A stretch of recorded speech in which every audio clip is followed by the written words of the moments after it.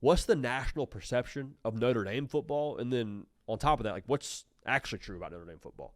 Because this time of year is very dangerous, for us included, to get caught up in the echo chamber because you live in the snapshot of what you saw last, right? And then you take that and you subtract what they lost, and then you make your own opinion from there. When maybe that's not always the right way to approach it. Notre Dame played for the national championship game a year ago, won the semifinal to get the national title game over Penn State, but then they lose Riley Leonard, you lose some pieces on defense, lose your defensive coordinator. It's very easy to get caught up in what's Notre Dame? We'll talk about that right now. Before we do that, though, want to make sure y'all know the hard count is brought to you by Game Time. Notre Dame fans, subscribe to the channel. Okay, Game Time's taking care of us. Week 2 now, Texas A&M. A little home and home action. They're rolling into town.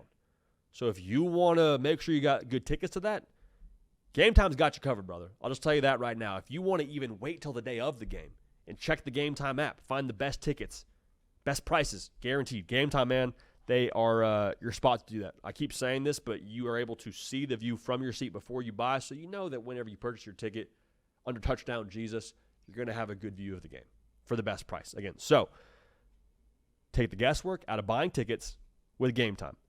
Download the Game Time app, create an account, use code HARDCOUNT for $20 off your first purchase. Terms apply. Again, create an account, redeem code HARDCOUNT for $20 off. Download the Game Time app today. Last minute tickets, lowest prices, guaranteed. So the perception of Notre Dame right now, I believe, as much as we are concerned about what they lost a year ago, I still think a lot of people see Marcus Freeman and see Notre Dame and say, with that schedule, with the way that it's front-loaded, with what CJ Carr is, think Notre Dame has arrived. I really think that is kind of the perception. I think people understand now when it comes to the college football playoff conversation, the national title picture, you have to deal with Notre Dame. Not that you have to crown them, but you have to at least deal with them, which I think is saying something in terms of what they have built to. Roster-wise, culture-wise, the run last year I think really validated them in a lot of ways. Beating Georgia, I think, for a lot of people validated them last year. That's the perception, which isn't incorrect, but I think the reality is a little bit deeper than that. I don't think that the rest of college football understands exactly how arrived they truly are. It's kind of like whenever you go to Disney World for the first time, or you're on your way to go to Disney World or Disneyland for our California folks, you think you know what you're getting into. You've seen the movies, you've heard the stories, you've checked the website, you've checked social media. There's rides, there's food, there's all these things. There's shows, awesome, cool. You think you know. But you don't really know until you show up and experience it all for the first time. It's like, well, okay, I didn't have the familiarity with their game. I'm sorry, I wasn't familiar with your game, Mickey Mouse. That's on me. Y'all, it's a weird comp. I think that's Notre Dame football. Because we think we know from last year, okay, yeah, cool, you beat Georgia, Marcus Freeman.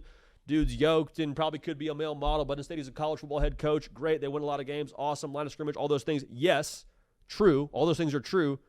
But like the way they've recruited on defense, it's not going to drop off because they lost Xavier Watson, Al Golden.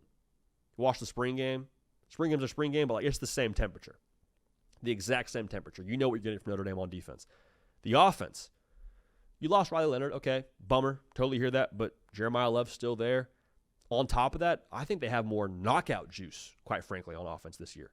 I think Jaden Greathouse, the receivers we mentioned many a time here, Faison, the portal pieces in Pauling, Fields, they got some guys now. Like they have some actual opportunity to get into shootouts and win those shootouts because of how they throw the football downfield. Like CJ Carr has some of the again, it's early, but I think he's got a little special to him. He made some throws during that spring game where you say, okay, that's different. That'll work. Jade Greathouse in the slot working. That'll be different than what we've had here in the last couple of years, at least, at Notre Dame. So there's that with it. And then, like I said, the schedule's front-loaded. You split Miami and A&M, okay now. You'd like to win both those, but if you split those, okay now. We're starting to look ahead and see the playoff and the South Bend Invitational, to coin a phrase that Cato has hopefully we verbally trademarked that here soon. But like that's where Notre Dame's looking right now. That's how they're set up for success. And so this, to me, is why punchline culture was always such nonsense around Marcus Freeman. And good for Notre Dame for standing by him and allowing him to have his vision and plan play out. Direction always more important than speed. But Marcus Freeman, a couple of years ago, they lose to Marshall. Everyone's saying, is he the right guy? Is he in over his head? This past year, they lose to NIU. Same deal. Hey, I don't know if this is Marcus Freeman, great defensive mind. I don't know if he's a head coach. And then this thing plays out, and you watch them on January 20th playing Ohio State with a game in the fourth quarter for a national championship. Marcus Freeman's that guy, and he's only going to get better. The way he's recruited, the way that he's built, again, that culture, the roster, all those things. Like this is a thing now that is off the ground, has momentum, and because of last year, it's only going to flywheel. Like we say this a lot, but the excuses to go to Notre Dame now, a lot less quiet, or a lot more quiet, I should say. Excuse me, a lot more people hesitant to probably negative recruit Notre Dame. Why? Because they went out and beat Georgia. They went out and beat Penn State. Everything you said you couldn't do at Notre Dame, from competing for national championships and making runs in college football playoffs and winning at the highest level, you no longer can say those things because of last year. And so with less excuses now, it gives Marcus Freeman more ammo, more real proof to throw down on a recruit's living room table and say, come to Notre Dame, here's why. That school you want to go to in the SEC, go for it. But understand, we just beat the SEC champ last year in the college football playoff at their own game.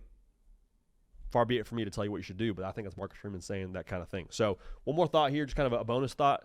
I do think, too, Notre Dame, without playing their conference title game, will a lot of years it'll be a discussion of, well, hey, Notre Dame, one less data point. Yeah, that's true, but I think last year's playoff run, it's weird to say, I think it established some goodwill in the mind of the playoff committee. If we put Notre Dame in the playoff and they've got 2 losses, let's say, I don't know how this whole thing shakes out. Let's say they have 2 losses and it's between them and some other team with an equal number of losses. You trust Notre Dame is not going to make you look foolish in round 1 because of this most recent run.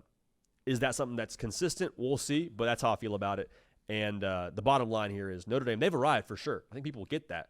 But how arrived they are, how much they're going to, I think, hockey stick up to the right, I think that's going to be something that we see more of here in the future for the Fighting Irish. So the vibes stay immaculate in South Bend.